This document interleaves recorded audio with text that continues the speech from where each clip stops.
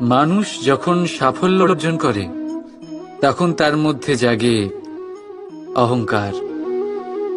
আর এই সময় মানুষ সচরাচর একটা কথা ভুলে যায়, নত হতে। সে ভাবে যে আমি কারোর সামনে কেন নত হব। আর এটা এই কারণে হয় কারণ মানুষ এক গুরুত্বপূর্ণ কথা ভুলে যায়, যে এই সংসারে, এই জীবনে সে যা অর্জন করেছে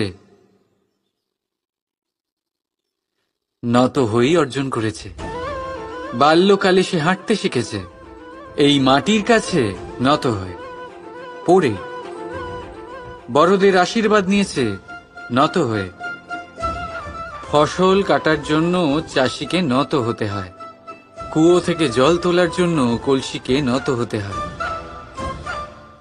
ঈশ্বরের থেকে আশীর্বাদ পেতে হলে তার কাছে মাথা নত করতে হয়। ঝড়ের মধ্যে গাছ সুরক্ষিত থাকে কি করে? নত হয়ে। সম্মান কি করে অর্জন করা যায়? নত হয়ে। কারোর সামনে নত হওয়া মানে নিজের আত্মসম্মান বিসর্জন দেওয়া নয়, তার অর্থ হল বিনম্র হওয়া। আমরা মানুষ, আর ওই আকাশের উচ্চতায় পৌঁছানোর জন্য আমাদের কোনো পাখির মতো ডানার প্রয়োজন নেই। শুধু যত নত হবেন ততটাই উপরে উঠবেন।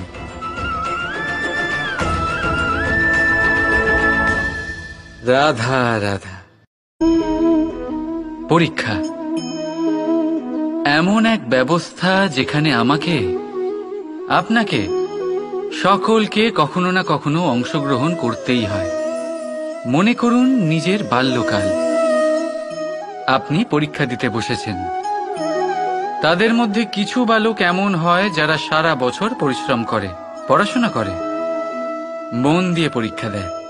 কিন্তু কিছু বালক এমন হয় যারা নিজের আশেপাশে বসে থাকা বালকদের নকল করে আর পরীক্ষায় কৃতকার্যও হয়ে যায়।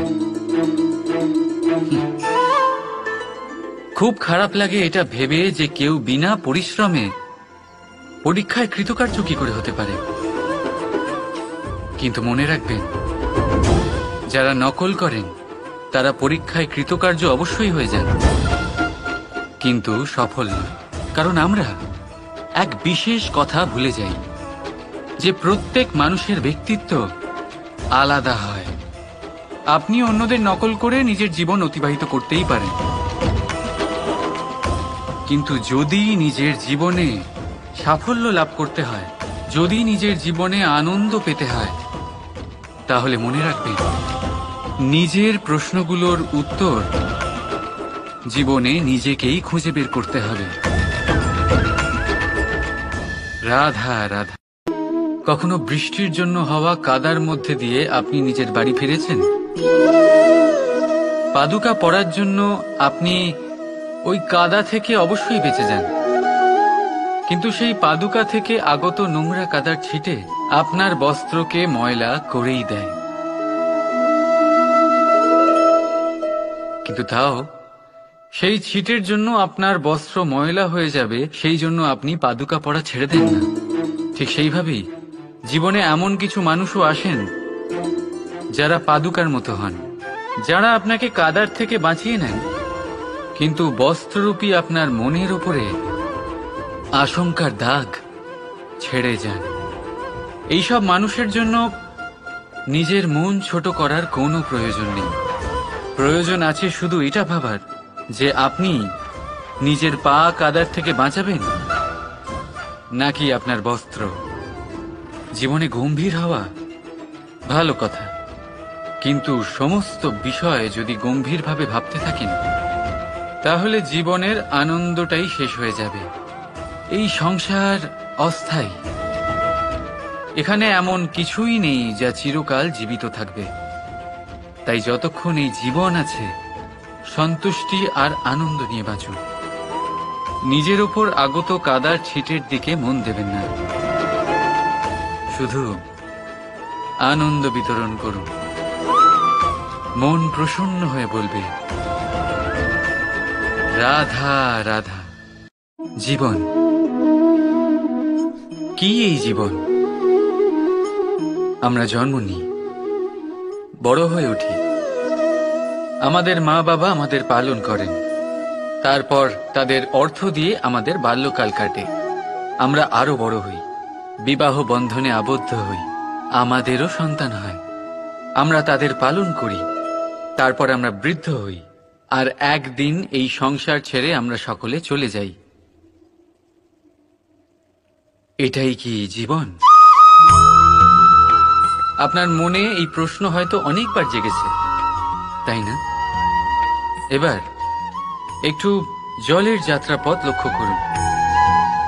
সাগর থেকে বাষ্প হয়ে ওঠে এই জল, মেঘ হয়ে ঝরে পড়ে সে, তারপর নদী হয়ে আবার সাগরে মিলিয়ে যায়।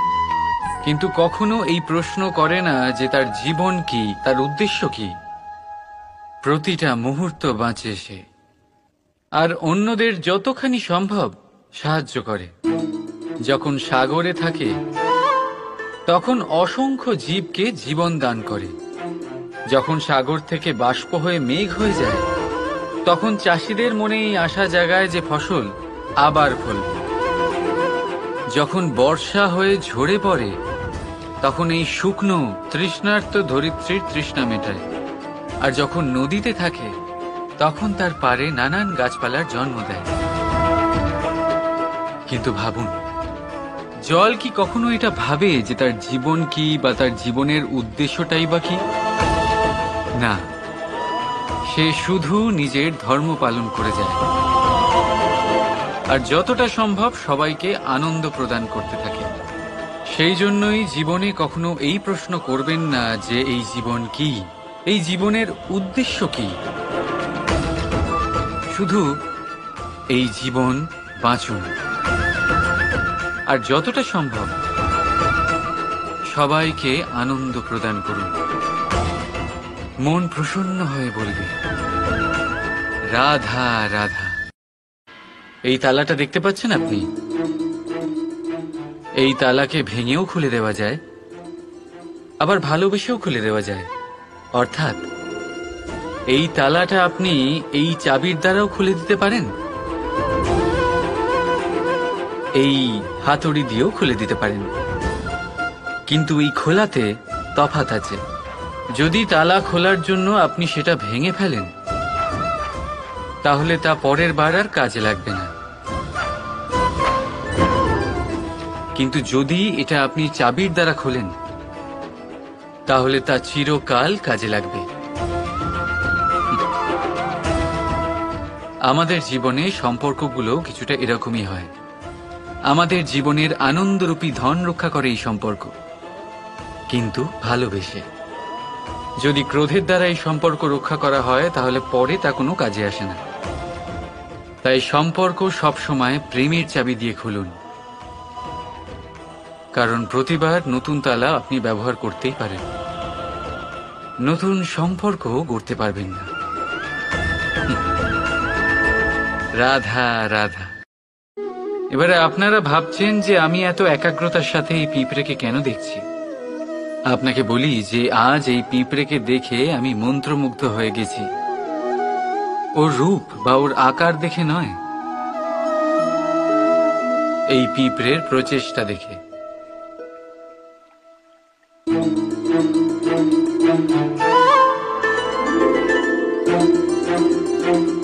আপনি জানেন, অজস্র পরিশ্রমের পরেই পিঁপড়ে তার নিজের একটা ছোট বাড়ি বানাতে পারে, যা অন্য প্রাণীদের জন্য অত্যন্ত সহজ ব্যাপার। তাই পিঁপড়ের জন্য তার জীবনের সবচেয়ে বড় ঘটনা, সবচেয়ে বড় সাফল্য তার। ভবিষ্যতে এই পিঁপড়ে থাকুক বা না থাকুক, তাদের বানানো বাড়ি বহু বছর অবধি টিকে থাকে। জীবনে সাফল্যের সাথেও ঠিক এমনটাই ঘটে। আপনি একদিনে সাফল্য লাভ করতে পারবেন না, কিন্তু যদি আপনি প্রতিদিন চেষ্টা করতে থাকেন তবে একদিন আপনি অবশ্যই সাফল্য লাভ করবেন। মনে রাখবেন, ভাগ্যের দ্বার তাদের জন্য উন্মুক্ত হয় না যারা হার মেনে নেয়। ভাগ্য তার দ্বার তাদের জন্যই খোলে যারা বসে না থেকে প্রয়াস করে সেই দরজার কড়া নাড়াতে। তাই প্রয়াস করতে থাকুন। সাফল্য অবশ্যই একদিন না একদিন আপনার কাছে আসবেই। রাধা রাধা। সাগরে সেতু বাঁধার গল্প তো আপনারা নিশ্চয়ই শুনে থাকবেন। রামচন্দ্রের সেনাকে 100 যোজন সমুদ্র অতিক্রম করে লঙ্কায় আক্রমণ করতে হতো। সেতুকার নল আর নীল সেতু বাঁধার উপায় বের করল, কিন্তু প্রশ্ন ছিল সেতু বাঁধা কি করে হবে? সমুদ্র অত্যন্ত গভীর, কত পাথর দেওয়া হলে এই বিশাল সমুদ্র অতিক্রম করা সম্ভব হবে? তখন এক উপায় নির্ধারিত হল। পাথরের ওপর লেখা হলো রামের নাম, আর যখন সেই পাথরগুলোকে সাগরে ফেলা হলো সেগুলো ভাসতে লাগলো। এবারে কেউ বলবেন এটা রামচন্দ্রের নামের মহিমা, কেউ বলবেন এটা নারায়ণের কোনো জাদু, কিন্তু না, এটা রামচন্দ্রের সেই গুণ, ওনার ব্যক্তিত্বের সেই মহান দিক যা ওনার প্রতিনিধিত্ব করেছে। তাই সেই পাথরও সাগরে ভেসে ওঠে।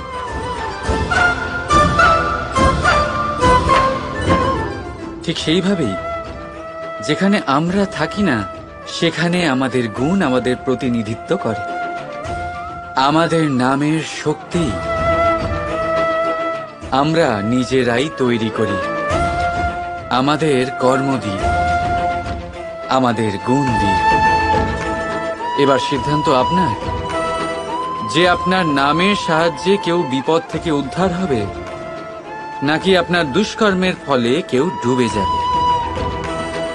ভালো করে ভেবে দেখুন। রাধা রাধা। কখনো কোনো পাখিকে দেখেছেন?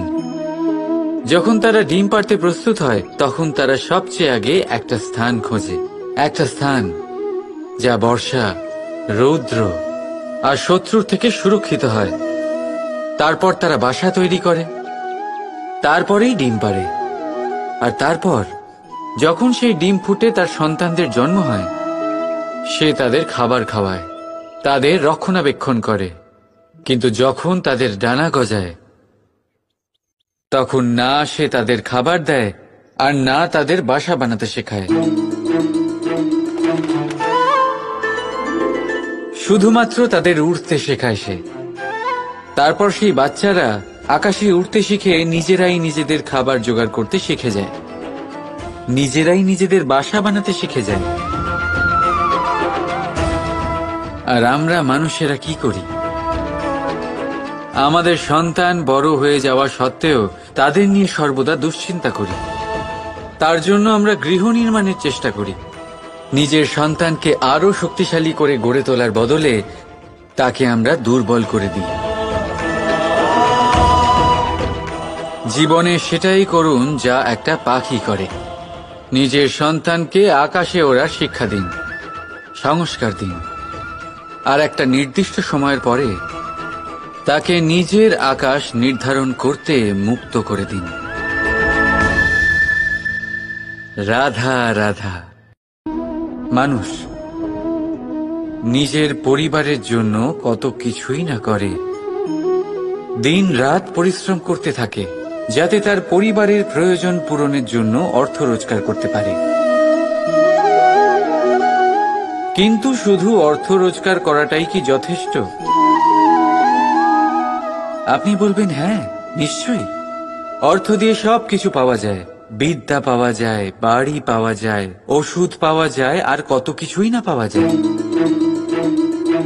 এইসব একটা পর্যায় পর্যন্ত সঠিক, কিন্তু একটু মন দিয়ে ভেবে দেখুন, যখন কোনো শিশু অসুস্থ হয়ে পড়ে তখন সে ওই তিক্ত ওষুধ কেন খেয়ে নেয়? এই জন্য কারণ ওর পিতা সেই ওষুধ অর্থ দিয়ে কিনেছে? না, বরং এই জন্য কারণ তার পিতা যে তার সামনে দাঁড়িয়ে, তার ওপরে তার বিশ্বাস আছে, বিশ্বাস আছে যে উনি তার কিচ্ছু হতে দেবেন না।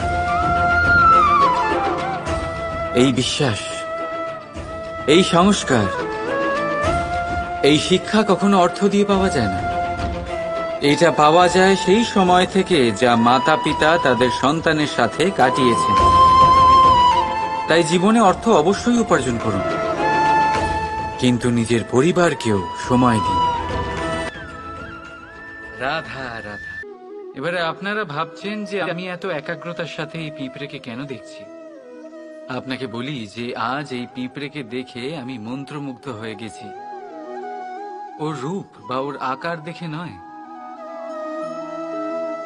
এই পিঁপড়ের প্রচেষ্টা দেখে।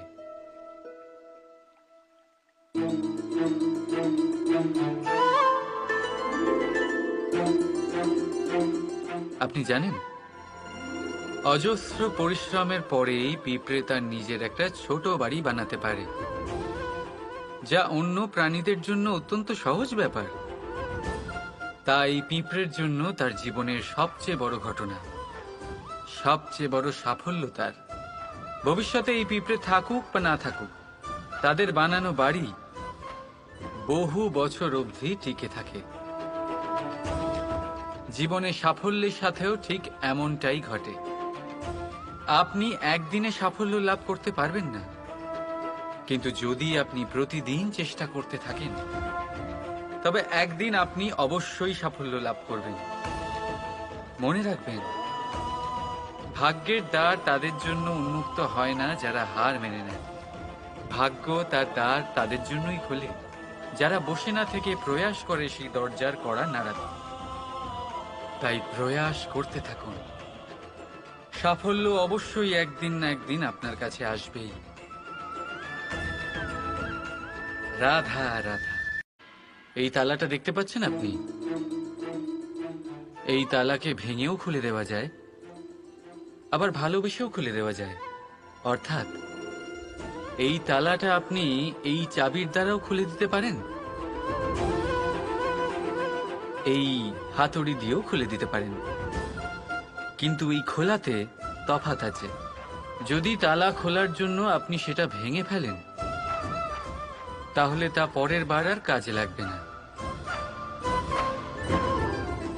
কিন্তু যদি এটা আপনি চাবির দ্বারা খোলেন, তাহলে তা চিরকাল কাজে লাগবে।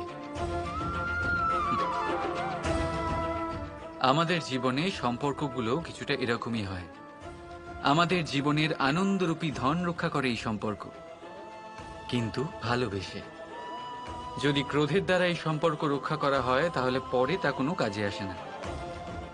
তাই সম্পর্ক সবসময় প্রেমের চাবি দিয়ে খুলুন, কারণ প্রতিবার নতুন তালা আপনি ব্যবহার করতেই পারেন, নতুন সম্পর্ক গড়তে পারবেন না। রাধা রাধা। জীবন কি? এই জীবন, আমরা জন্ম নিই, বড় হয়ে উঠি, আমাদের মা বাবা আমাদের পালন করেন, তারপর তাদের অর্থ দিয়ে আমাদের বাল্যকাল কাটে, আমরা আরো বড় হই, বিবাহ বন্ধনে আবদ্ধ হই, আমাদেরও সন্তান হয়, আমরা তাদের পালন করি, তারপর আমরা বৃদ্ধ হই, আর একদিন এই সংসার ছেড়ে আমরা সকলে চলে যাই। এটাই কি জীবন? আপনার মনে এই প্রশ্ন হয়তো অনেকবার জেগেছে, তাই না? এবার একটু জলের যাত্রাপথ লক্ষ্য করুন। সাগর থেকে বাষ্প হয়ে ওঠে এই জল, মেঘ হয়ে ঝরে পড়ে সে, তারপর নদী হয়ে আবার সাগরে মিলিয়ে যায়। কিন্তু কখনো এই প্রশ্ন করে না যে তার জীবন কি, তার উদ্দেশ্য কি। প্রতিটা মুহূর্ত বাঁচে সে, আর অন্যদের যতখানি সম্ভব সাহায্য করে। যখন সাগরে থাকে, তখন অসংখ্য জীবকে জীবন দান করে। যখন সাগর থেকে বাষ্প হয়ে মেঘ হয়ে যায়, তখন চাষিদের মনে এই আশা জাগায় যে ফসল আবার ফলবে। যখন বর্ষা হয়ে ঝরে পড়ে, তখন এই শুকনো তৃষ্ণার্ত ধরিত্রীর তৃষ্ণা মেটায়। আর যখন নদীতে থাকে, তখন তার পাড়ে নানান গাছপালার জন্ম দেয়। কিন্তু ভাবুন, জল কি কখনো এটা ভাবে যে তার জীবন কি বা তার জীবনের উদ্দেশ্যটাই বা কি? না, সে শুধু নিজের ধর্ম পালন করে যায় আর যতটা সম্ভব সবাইকে আনন্দ প্রদান করতে থাকে। সেই জন্যই জীবনে কখনো এই প্রশ্ন করবেন না যে এই জীবন কি, এই জীবনের উদ্দেশ্য কি। শুধু এই জীবন বাঁচুন আর যতটা সম্ভব সবাইকে আনন্দ প্রদান করুন। মন প্রসন্ন হয়ে বলবে রাধা রাধা। কখনো বৃষ্টির জন্য হওয়া কাদার মধ্যে দিয়ে আপনি নিজের বাড়ি ফিরেছেন? পাদুকা পরার জন্য আপনি ওই কাদা থেকে অবশ্যই বেঁচে যান, কিন্তু সেই পাদুকা থেকে আগত নোংরা কাদার ছিটে আপনার বস্ত্রকে ময়লা করেই দেয়। কিন্তু তাও সেই ছিটের জন্য আপনার বস্ত্র ময়লা হয়ে যাবে, সেই জন্য আপনি পাদুকা পরা ছেড়ে দেন না। ঠিক সেইভাবেই জীবনে এমন কিছু মানুষও আসেন যারা পাদুকার মতো হন, যারা আপনাকে কাদার থেকে বাঁচিয়ে নেন, কিন্তু বস্ত্ররূপী আপনার মনের উপরে আশঙ্কার দাগ ছেড়ে যান। এইসব মানুষের জন্য নিজের মন ছোট করার কোনো প্রয়োজন নেই। প্রয়োজন আছে শুধু এটা ভাবার যে আপনি নিজের পা কাদার থেকে বাঁচাবেন নাকি আপনার বস্ত্র। জীবনে গম্ভীর হওয়া ভালো কথা, কিন্তু সমস্ত বিষয় যদি গম্ভীরভাবে ভাবতে থাকেন তাহলে জীবনের আনন্দটাই শেষ হয়ে যাবে। এই সংসার অস্থায়ী, এখানে এমন কিছুই নেই যা চিরকাল জীবিত থাকবে। তাই যতক্ষণ এই জীবন আছে সন্তুষ্টি আর আনন্দ নিয়ে বাঁচুন। নিজের ওপর আগত কাদার ছিটের দিকে মন দেবেন না, শুধু আনন্দ বিতরণ করুন। মন প্রসন্ন হয়ে বলবে রাধা রাধা। পরীক্ষা এমন এক ব্যবস্থা যেখানে আমাকে, আপনাকে, সকলকে কখনো না কখনো অংশগ্রহণ করতেই হয়। মনে করুন নিজের বাল্যকাল। আপনি পরীক্ষা দিতে বসেছেন। তাদের মধ্যে কিছু বালক এমন হয় যারা সারা বছর পরিশ্রম করে, পড়াশোনা করে, মন দিয়ে পরীক্ষা দেয়। কিন্তু কিছু বালক এমন হয় যারা নিজের আশেপাশে বসে থাকা বালকদের নকল করে আর পরীক্ষায় কৃতকার্যও হয়ে যায়। খুব খারাপ লাগে এটা ভেবে যে কেউ বিনা পরিশ্রমে পরীক্ষায় কৃতকার্য কি করে হতে পারে। কিন্তু মনে রাখবেন, যারা নকল করেন তারা পরীক্ষায় কৃতকার্য অবশ্যই হয়ে যান, কিন্তু সফল নয়। কারণ আমরা এক বিশেষ কথা ভুলে যাই যে প্রত্যেক মানুষের ব্যক্তিত্ব আলাদা হয়। আপনি অন্যদের নকল করে নিজের জীবন অতিবাহিত করতেই পারেন, কিন্তু যদি নিজের জীবনে সাফল্য লাভ করতে হয়, যদি নিজের জীবনে আনন্দ পেতে হয়, তাহলে মনে রাখবেন নিজের প্রশ্নগুলোর উত্তর জীবনে নিজেকেই খুঁজে বের করতে হবে। রাধা রাধা।